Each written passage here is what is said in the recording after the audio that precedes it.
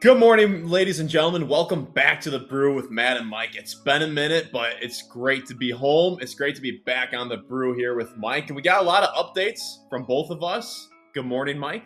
How are you doing Good today? morning, sir. I'm great. I'm great. I'm so happy to be back in the studio with you. I had a little fail today in my new studio. I had some things hung up. I was trying to work on it last night, make sure I came a little bit more professional than a white wall, which is why I have a tiger behind me now. Let's go. Because you got that tiger blood. I'm losing my tiger blood. I'm trying to regenerate it as we speak. So yeah, life is good over here on the island. I'm doing very well. But before we get into my stuff, man, that's a heck of a tan you got going on right there. Is that I appreciate for that. me? That does not look like a Wisconsin summer tan. That looks like you got some different sun over these last couple of weeks. So let me know where have you been at, what you've been doing. Let everybody know what's happening. Where is the basis of this tan? What happened prior to the tan? What do you got for me? Well, I'm a married man now. I'm a married man. Another life event that Congratulations, makes sir. me feel more like a legitimate adult. And yeah, I got married July 18th, and it was a beautiful day in Wisconsin. It's crazy.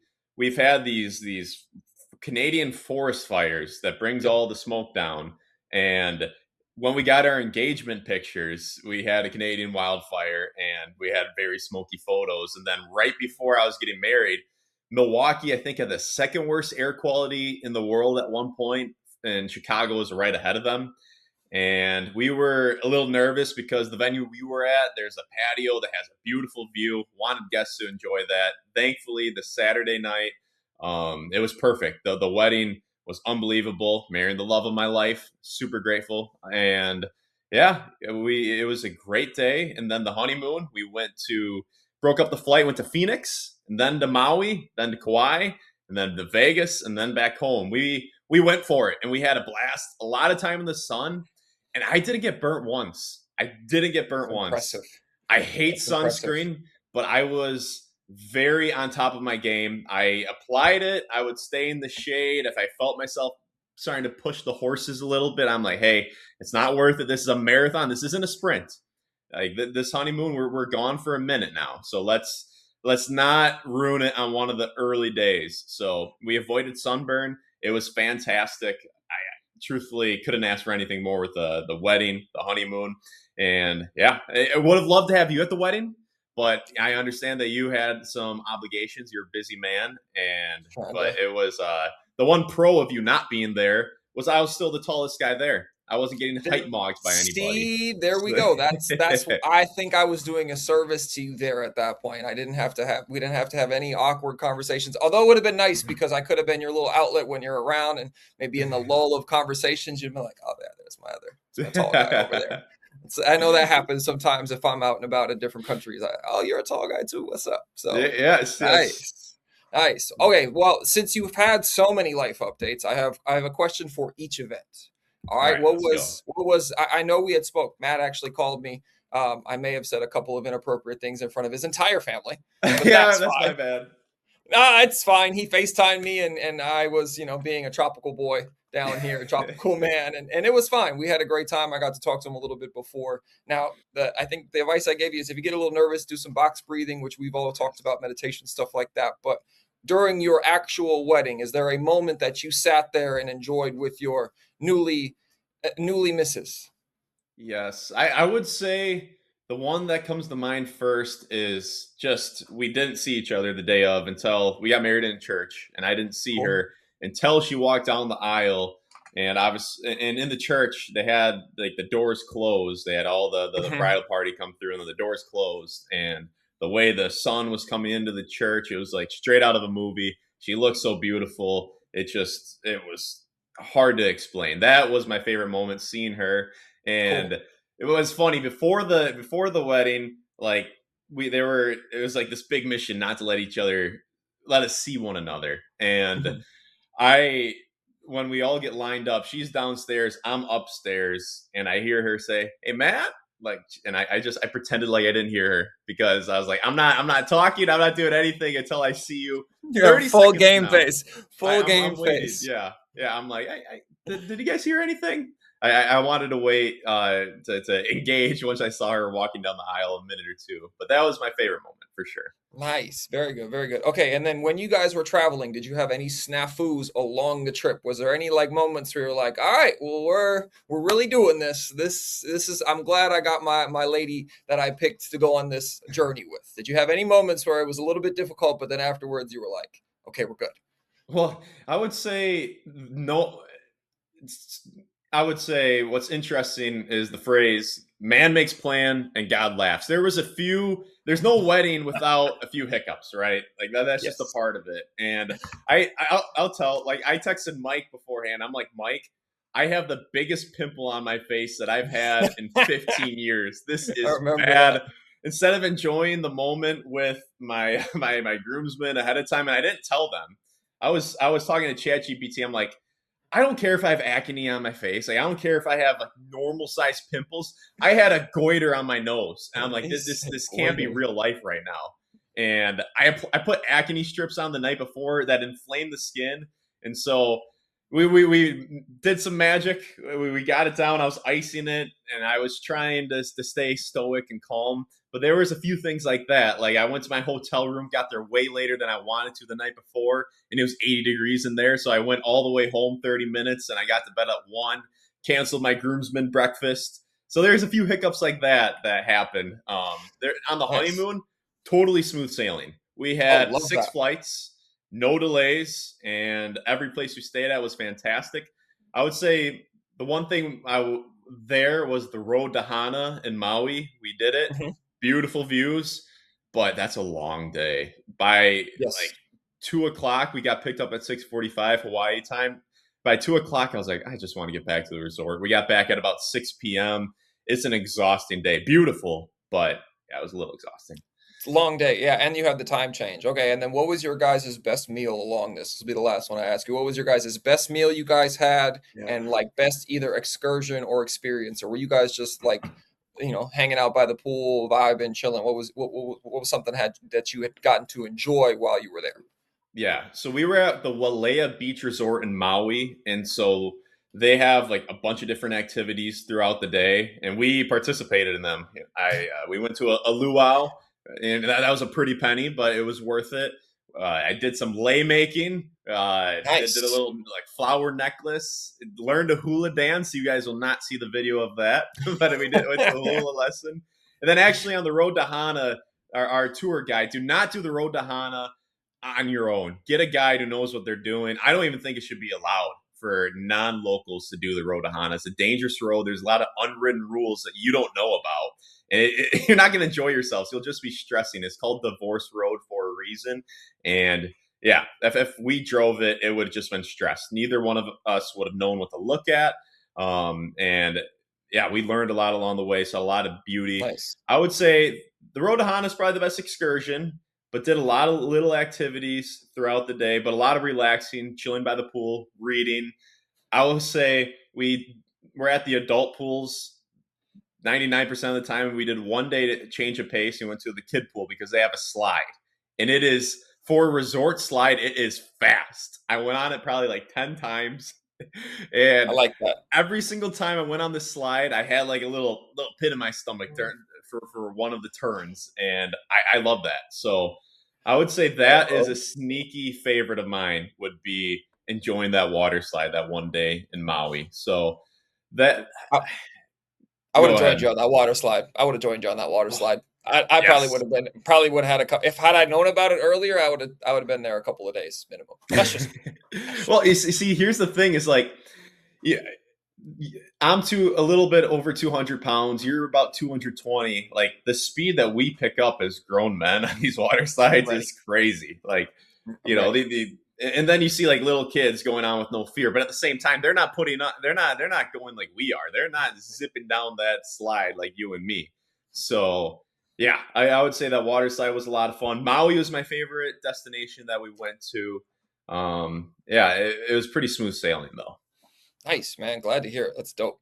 That's dope. Sounds like you had a heck of a time, heck of a Yeah. honeymoon, everything other than, a few snafus at an event, which is normal.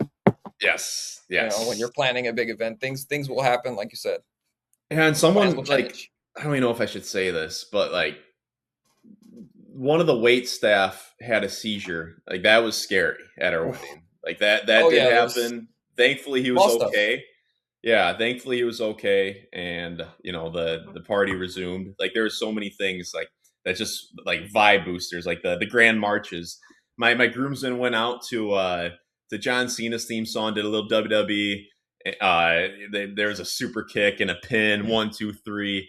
There was when Alyssa and I we met on the 21st of September, so we went out to the song September by Earth, Wind and Fire, and then it remixed to Jump Around because we met at a Badger football game, and the whole Yes. bridal party was jumping around and like a bunch of stuff that had the vibes up. That for a little bit like had me like a pit in my stomach. I felt terrible for the guy. I was just hoping he was okay. And I think the panic of being like, okay, where's my grandparents? Like, is this one of our Yeah. people? Like that No, freaked no, me there out for a was second. the unknown of a serious medical thing Yeah, at a place where you're like when it's unexpected, right? When yeah, that definitely can be different and scary. But it sounds like you guys had ways to re-energize the party. yes, I'm jealous. I'm jealous you guys got to jump around. They don't play that down here very much. So, I yeah. understand. That sounds like, overall, it sounds Overall, like you had a fantastic. 10. Yeah, overall fantastic elite experience, as some of us would say on this Yeah, high podcast. level, high High level. level. I will say last hiccup, because people like to focus on on hiccups and negatives. Even though I only outside of the seizure, nothing else. I find it funny now, but in the moment, it's like, oh, this isn't too fun. But fire alarm, like the fire alarm went off at like 11.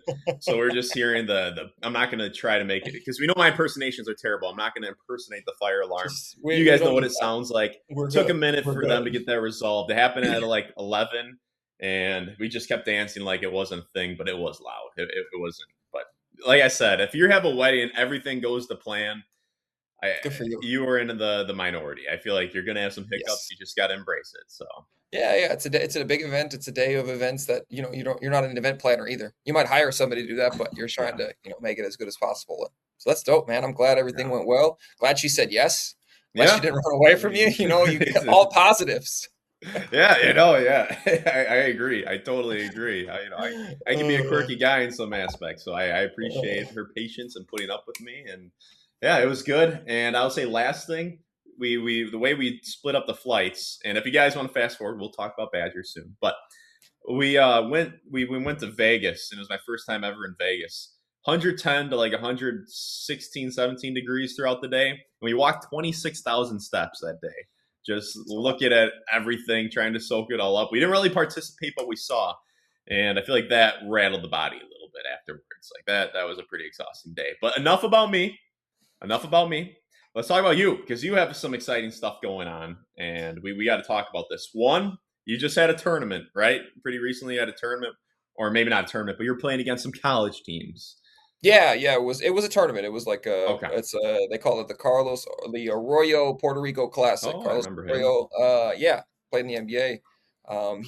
He's the GM of one of the best teams down here on the island. So he put together a little tournament for college teams to come down here because they can practice with their coaches, and this kind of counts as one of those European trips.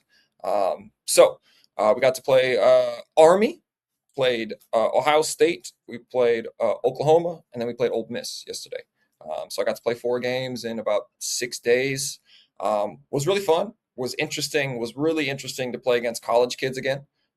Just in terms of seeing what the skill level is like, seeing what the size of Division I programs, which is always a little bit different even than in the professional ranks, depending on which leagues you're in. So super fun experience. Really happy to be actually playing 5-on-5 again over the last month and a half. I've actually been returning to basketball, lifting weights, playing live, doing all that stuff after my accident, and feeling really, really good. Not quite 100% yet, but definitely, taking a few months off obviously has its challenges to try and get back, but definitely enjoying the game again, feeling really good, not having any residual effects. So super happy that I have my health back.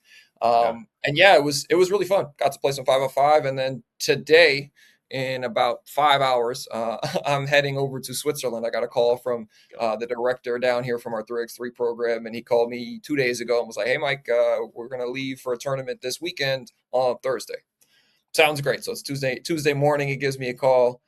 which was great. Or maybe it was, yeah, Tuesday morning. And so, yeah, feeling really good. Got to go pack. I'm a little bit of a late packer sometimes. I make sure my Sure. house is clean first before I pack. And then Well, we that's go the to way to do it. Switzerland. For me, I agree. It's always nice to come back home to a nice clean house, as well as I just know where everything is. I do my laundry. I have my little rituals. I've become, I think I have a PhD in packing. So for me, it's not a big deal. If I got to whip something up, I can make it happen really quickly. Sure. And then yeah, so life is really good right now. Getting ready, getting back on the court. It's been enjoyable and it's really fun. Playing 5-on-5 again. I got to play with a bunch of guys that I've played with or played against here on the island. We had a team of pros. A little bit different because all of us are in our off season. Guys Yeah. just finished up their season, so what happens is you play for 6 months straight, practicing every day. You usually take a couple of weeks off, depending on how it is, and guys were just kind of starting to get back in shape, and we only had 2 practices. So although we are professionals, we did end up only winning. My team only won 1 game. We beat Army. And then we had a really good game against Oklahoma. And then yesterday against Ole Miss, it was like the last of the games, and a bunch of guys that played the game the day like a couple hours before. So we kind of ran out of steam in the second half. And so it was really interesting. The college teams, the size, I forgot how big teams can really be. Specifically Ohio State, actually. So it was really interesting playing against Ohio State because I did some scouting on them last year and we got to see them play against Yeah. Wisconsin. It's a Big Ten opponent. So you kind of forget the actual size that teams have in the Big Ten. I mean, even just thinking back to when I was at school, we just had like a couple of like 2, 3, 7 footers just chilling on the bench. And Ohio State definitely Yeah. had that. They're a very big team. They were able to bring in, I think they had a total of like 6 or 7 guys above 6'9". A couple of their wings were really big. One of the All Americans, McDonald's All Americans that they brought in, he's going to be a problem. One of their young guys, and the freshman the power forward they had from last year's team. I'm drawing a blank on his name right now. Number one kind of had some Bynum. grades. Yeah, Bynum. He's going to have a good year, I think. He was a good matchup. I guarded him quite a bit. He's added some skill, added some weight, kind of understood how to play. So you could really tell that these guys were together. It's Jake Diebler. Jake Diebler's got them doing some good stuff out there. So we'll see how their bigs do. I think their centers are going to be a little bit interesting in terms of how they can compete in the Big Ten. But wings and forwards are going to be a problem, I think. So it was really fun to play against them. Like I said, there's some giant humans out there. Just the size, you don't really see that until you get into like really higher level professional leagues. I remember playing in Champions League, which was like an inter-European league over in Europe. We saw some of that size just at every position, 1 through 5. You get to see real size. And then when I was in the Russian league in the VTB, that was the other thing I remember in the VTB. I was like, oh yeah, like there's real 7-footers, there's real 6'11", like everybody's 6'11", 7'1", 7'2", and when you start seeing that size, it kind of changes how you have to play the game. And if you have to really be sharp, just because passing angles are a little bit different, and shot angles, open shots aren't really open all the way. I remember our first possession, I had to shoot a deep three. I was 2-3 feet behind the line, which is very comfortable for me, but it's also like, oh yeah, that's the shot range that you can get. That's where you can get shots off a lot of times. So very, very interesting. Really, and also gave me a little bit of vigor. I'm really interested to see what the Big Ten looks like this year. So I'm really excited to get back into discussing that because I got to see what the level looks like. Yeah, no, that's cool. You got to match up with, I don't know if Wisconsin will play them once or twice, but I'm just looking at Ohio State's roster right now. They're number 17, 6'10", 270, Josh. I don't even Yep, want to pronounce his last looks name. looks like a football player. Yeah, it doesn't look like a 18 to 23-year-old. He looks like a Oh grown ass man. man. Yep. So, but my question for you is just talk about the difference. I mean, you guys, well, one, actually answer this. You guys are pretty much playing pickup basketball, and these teams Yes. all have their plays, their principles. So are you guys running just a basic like 5 out? You guys going 1 in, 4 out? What's that looking like? And then out of bounds plays, you guys just throw together a few Yeah. things. Yeah. I mean, the biggest thing is just like timing and sharpness. You can run plays with guys. You can do all kinds of stuff. You can draw stuff up. We had a couple of different plays, very basic, very watered down playbook. A lot of stuff of just like middle, getting into middle ball screens, but nothing really overly creative. It was one or two actions and then play. So for us, it's a lot more pickup style. Obviously we don't have the team chemistry of even just like transition defense. Something as simple as that of, hey, who gets back, who has this. There's no press break because some of these teams were trying to pressure us. So yeah, it's a lot of pickup basketball, and when you play that way, it's okay. Like you can have skill, and we have professional players and everything, but you still need the dynamic of chemistry and structure. You can't just play open all the time. I know it's really funny as professionals. We're like, oh man, if you just let me play, let us play. Like man, play a high ball screen and that's it. And it's like, nah, you really need to have structure because teams can find defensive rhythm. They talk about all the time. Hey, a team really found their rhythm defensively. They're closing out. They're sharp, and that was the other thing is Ohio State. They ran all their sets. They know where they're going to be. They have that intuitive chemistry, even if it is the summer. They've been together, I think, since May. When we played Ole Miss, same thing. They've been together since May, June. Most of their guys were on campus at that point. So when you get that, when you have teams that have been together for 2-3 months versus a bunch of guys who have played on different teams. We played in the same league, but we played on different teams, and obviously we're a little bit out of shape too. That's a big thing too. Is just the conditioning level. We could stick with them for quarters. We could stick with them for halves. But just like the full game, it's a little bit more challenging. I know for me, like I played back to back. I played on a Sunday and a Monday, and my Monday legs were not there. I played well on Sunday, made some shots, had energy.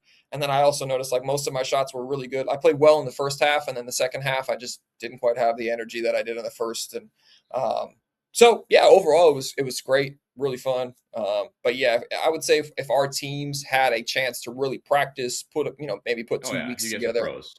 Yeah, we have a chance of just like, oh, okay, this is the difference between a pro and a college team of Yeah. like, just the sheer skill level and who you can and sharpness. But, when you're doing a kind of more of an open run, those high major college teams can really give us problems. Okay. So I think this will be the roadmap, and then we'll finish up. So I'll ask you two questions about the game, and then let's finish just talking a little Braden Carrington, what that might mean for Wisconsin. Let's do it. One question is just talk about the difference, and if you can make this one like a 30-second one, so we can Yeah, I stay can. under 30 minutes. The difference Yeah, I can. between playing 18 to 23-year-olds versus playing pros. The biggest thing between 18 to 23-year-olds and pros is the understanding of spacing and just the overall like concept of body position. You can't really speed guys up. Especially older pros, really high level guys. They will get to their spots. They will understand that, and like that's my spot. That's where I'm going to get to. That's what I'm going to do. So you have a much better understanding of roles compared to younger guys who are trying to still figure that out and still be the main guy, or depending on where they are, right? Like as you raise levels, things change. So for me, it was just the overall and the consistency factor. That's the other thing that I think is very important. As you become a professional, generally speaking, you're going to be more consistent because it's your job to do those things. Although we were playing against kids that were making $3-4 million, so it's like, all right, it's now their job. So I would say that that's the biggest thing as a professional level is just understanding of spacing, understanding of how to get to your spots, and consistency. Okay. And then my next question is as I was looking at the roster, I saw Myles Herro was on Ohio State. How was he? Was he any good? Did he get any burn against you guys? What number was he? I don't even know. Number 8, 6'2", 175 pounds. I don't think so. I don't think he might have got in a little bit at the end. He might have hit a three, maybe, but I don't think he was on their roster very much. It was actually Scottie Pippen Jr.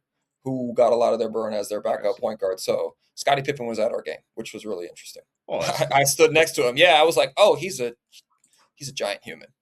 He's very lanky. You're like, oh my goodness, his arms just never stop.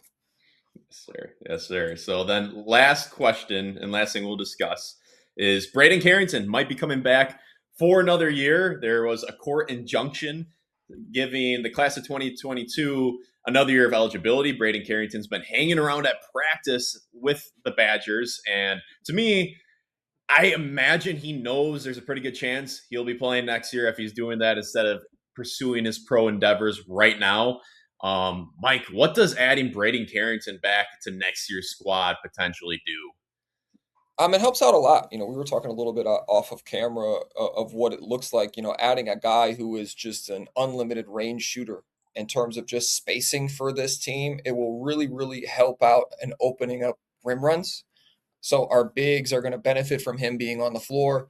The other thing is he was a tougher wing for us, a wing defender. He really started to come into his own on the defensive end at the last half of the year.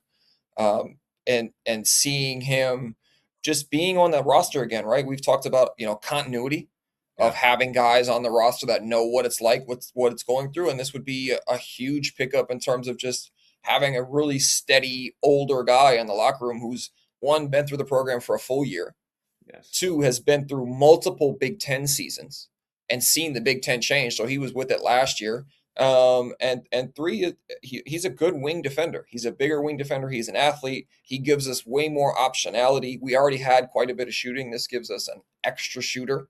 So this gives Coach Guard the opportunity to play bigger or to play smaller, right? So now we have, because he played some small ball four for them last year, and when you want to, you can use him and Janicki as your small ball fours, as spacers, as everything like that. So for me, it's a big get. It'll be, we'll see what happens with these court cases and what happens with everything within the college basketball realm. But I'm assuming there should be a decision really, really soon. Yes.